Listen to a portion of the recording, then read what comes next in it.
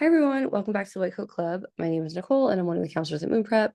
And today, me and Muskan and I are going to be talking about what not to wait on when submitting college applications. So, kind of a mouthful, but we wanted to figure out what students should really not delay on.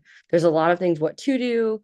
We want to figure out and talk to you guys about what not to wait on. There's so many steps, and sometimes we do have to wait, and it kind of turns into a hurry up and wait game, but this is what not to wait on. So, as always, don't forget to like and subscribe to get more great BSMD and medical school advice and content going forward. So, hello, Muskan. How are you? Good. How are you? Good, good. So, I know when we were going through this, we obviously there's a lot of things. We tried to kind of prioritize them in what we felt were key things that our students tend to miss or tend to these items get overlooked. Um, so we're going to kind of run through some of ours. We'll give you some examples and go from there. So, what was your number one on your list? Yeah, so number one has to be essays. And I Mm. feel like I will speak with students about this all the time, and people, still procrastinate. Sometimes it's just human nature. But let me just tell you that the students who are on top of it, who really take this to heart and begin their essays early and do not procrastinate, are oftentimes the ones who have, a relatively less stressful application cycle and oftentimes also have excellent results. So, going a little bit more into essays and what you can do to prepare early, the personal statement and, your why medicine or your why major essays are particularly the ones to start working on early on. The reason for this is because obviously your personal statement will be sent to all of your colleges. You really want to make sure that this is one of your strongest essays and is polished up, really well done before you click submit. And also because the personal statement essays or essay prompts do not vary significantly from year to year. And even if there is a minor change in an essay prompt, there will always be a prompt on the Common App or on any other application portal you use that is open-ended and says, write about anything that you want to. And another thing that I really like to stress to my students is that no writing ever goes to waste. If you start writing something that you think will be your personal statement, but then, maybe the prompts come out and you are swayed in a different direction, or you are brainstorming some ideas for other essays and you decide that something else will work better for your personal statement, we can always take essay ideas and use them for a different prompt. By the time you have your entire college list, you have all of the essay prompts, there will be significant overlap between what you've written and the topics that you've decided to pull out and the prompts for the schools. So we'll always be able to recycle an essay if you decide not to use it for the specific prompt that you were writing it for. Um, and then, like I said, the why medicine, why major essays, those are pretty common prompts for schools to ask you to write on. And they're also relatively straightforward essays. They don't always require, a whole lot of brainstorming, but they do require a good amount of time to edit and polish. So the earlier you get started on those, the better. Supplemental essays may not be released until later into the summer, but having some of these more common essays checked off your list will make your supplemental essays go by so much more smoothly and will also avoid rushing closer to the deadlines. And we really, really want to emphasize the fact that if you prepare early, you will be able to finish the application cycle strong. Yeah, essays have really got to be the number one thing to not procrastinate on. But Nicole, what do you think is another thing that students can get ahead on in the summer? Yeah, and before I get into my first one, I love what you said about nothing will go to waste. Like there's definitely no such thing as any wasteful, sentences or brainstorms or anything. There's so much that you'll have to write. So don't be worried about that. I love that.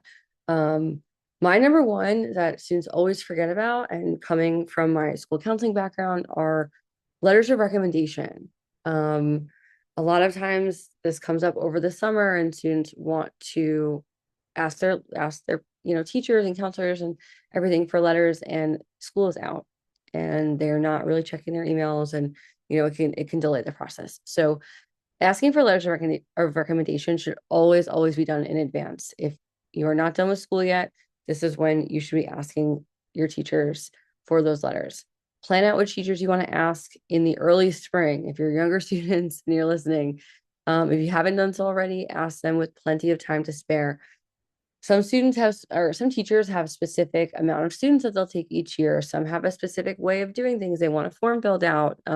Some high schools will give you like a brag sheet to fill out while you're requesting the letter. So, really make sure you're asking your counselors and your teachers like what the requirements are. Make sure if you have a form that you need filled out, you're doing that. Definitely finish that up.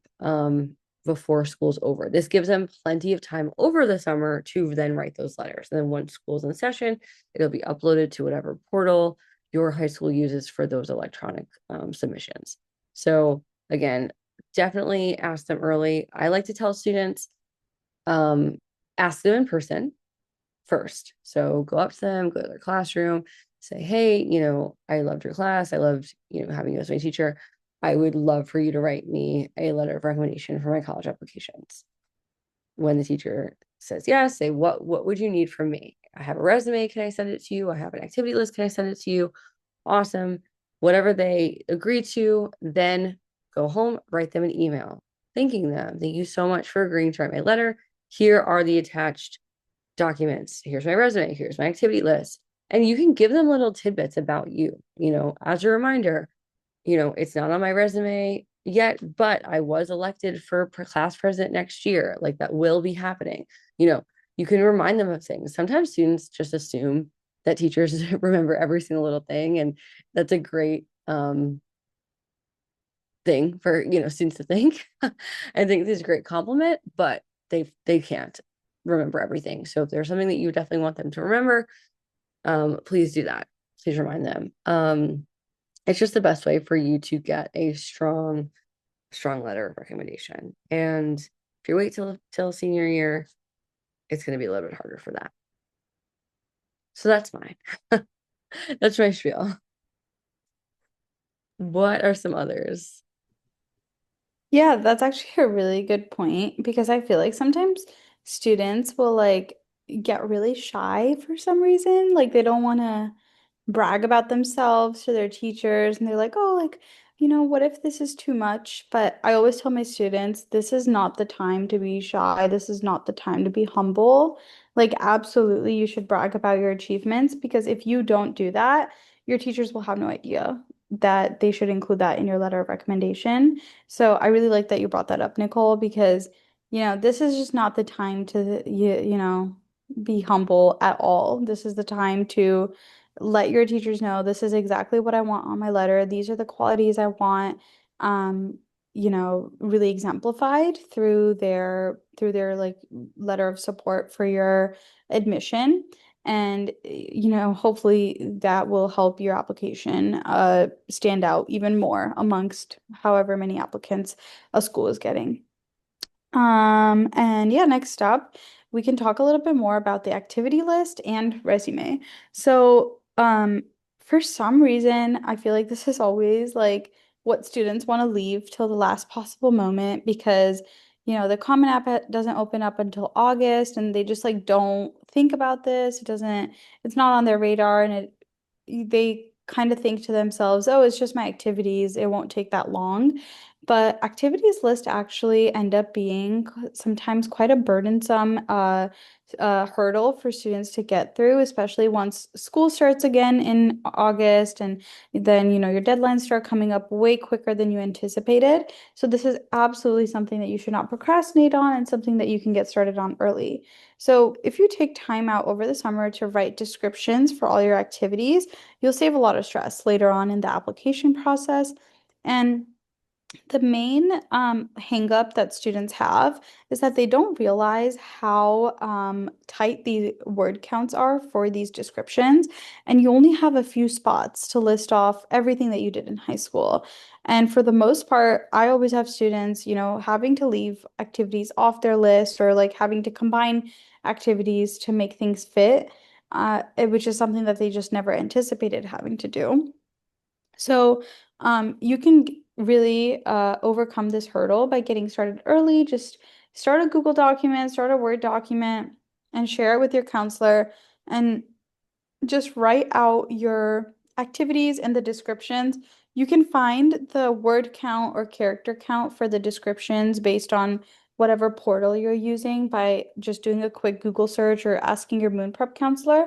And you can start knocking those descriptions out early because realistically, your activities between May or June of your junior year and then September, October of your senior year when you're starting to apply won't change very much. And you can always go back and make edits later on. But if you have the bulk of the work done in the summer, it'll just make your life so much easier. And on kind of like a similar vein, it's also a really good time to polish up your resume. A lot of schools, even though you get, for example, t 10 spots on Common App to list out your activities, a lot of schools will also allow you to upload a resume as a separate attachment, as supplemental information for them to make a decision on your application. And this is a good time to make sure it's all updated, it looks good, there's no grammar mistakes. If you have, if you want to include a picture on your resume, this might be a good time to get a professional looking headshot that you can include. Things that you might not want to necessarily get started on right away but will alleviate so much stress later on. So if you have that polished up resume, you have your moon prep counselor look at it, you'll be in a really good spot come, September, October, November when you're starting to really get into like a time crunch with your applications. Yeah. What else do you have, Nicole?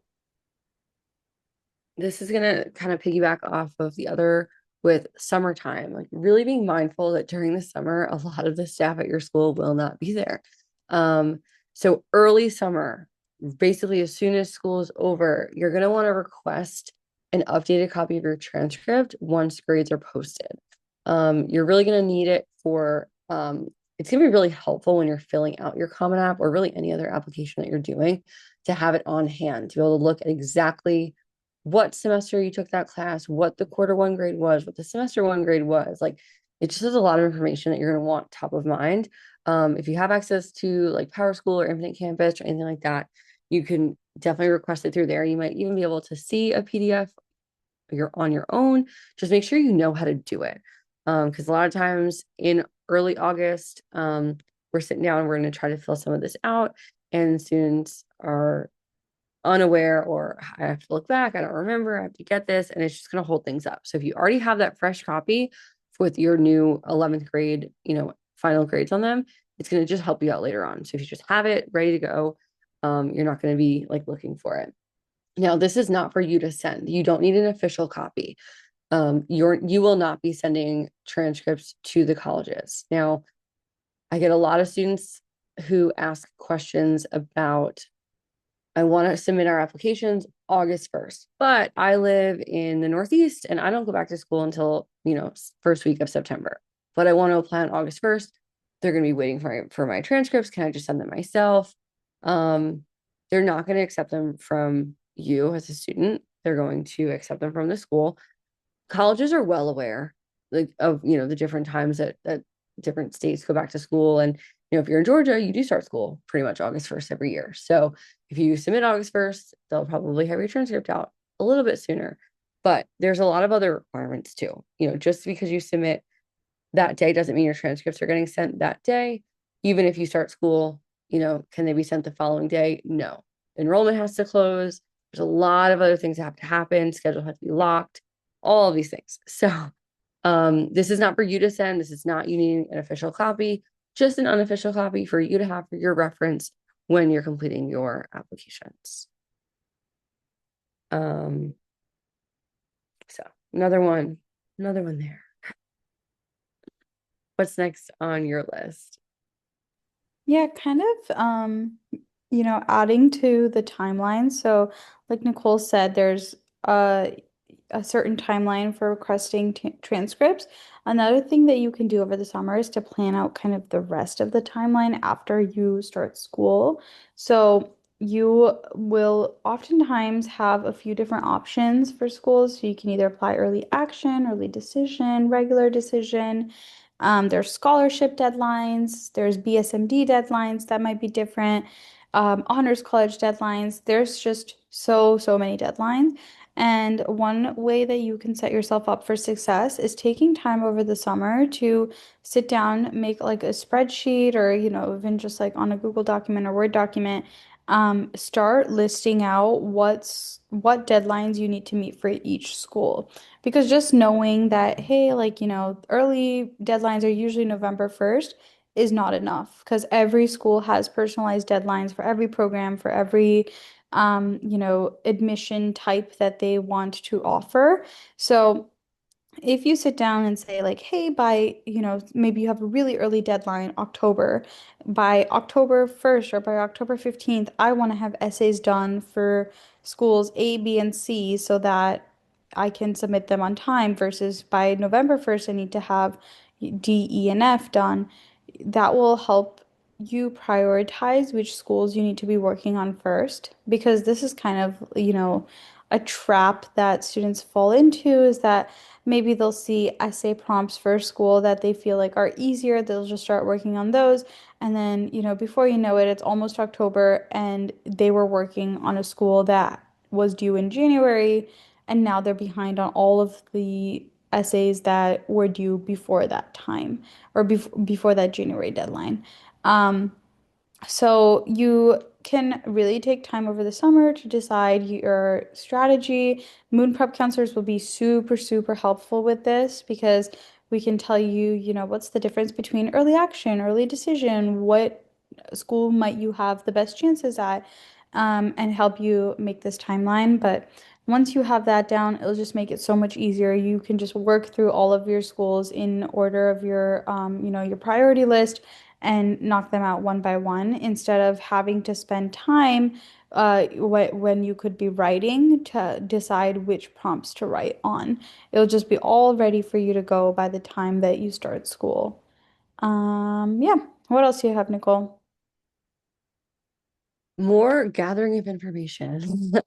And this time it's going to be your demographic information. So the Common App asks a lot of specific and detailed questions, which you may need a parent to help you with certain specific things. So kind of figuring out a time to sit down with them, figure out like, okay, this is the plan. I need your help to answer certain questions. It's going to ask you about your academic information. So again, having that transcript is going to be key.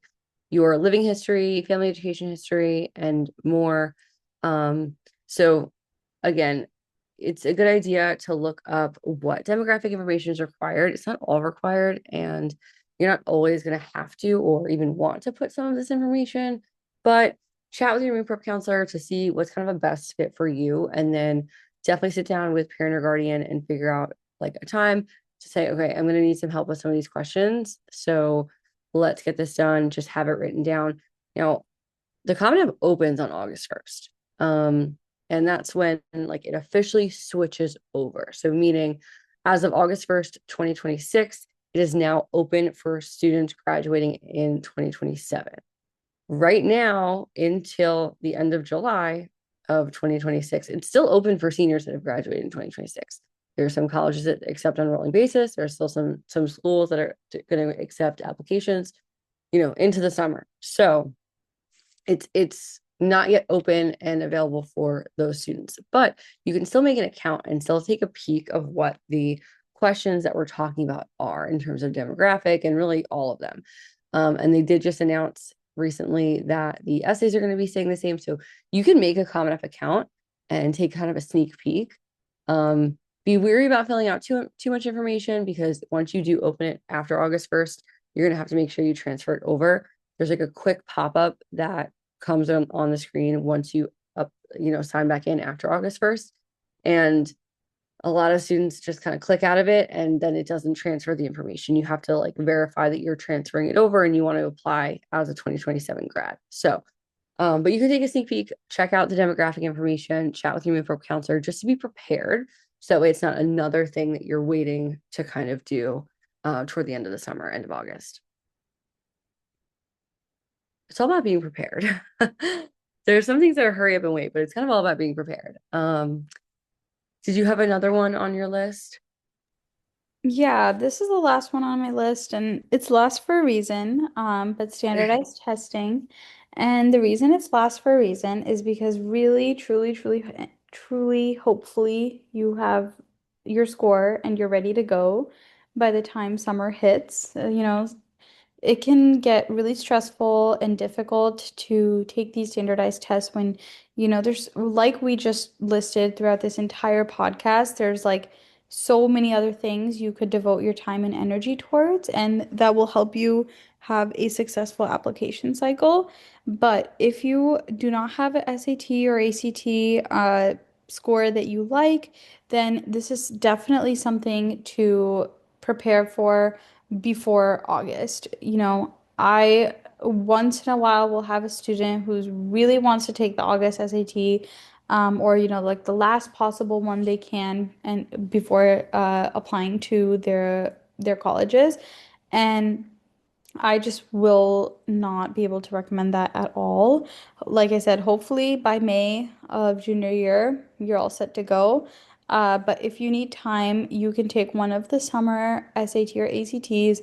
Please, please, please try to take it before August, because if you have to devote so much of your time studying for this, you will get thrown off with your essay timelines and all of the other things we just mentioned, gathering demographic information, the application strategy, timelines that you need to make, getting your activity list started, your letters of recommendation.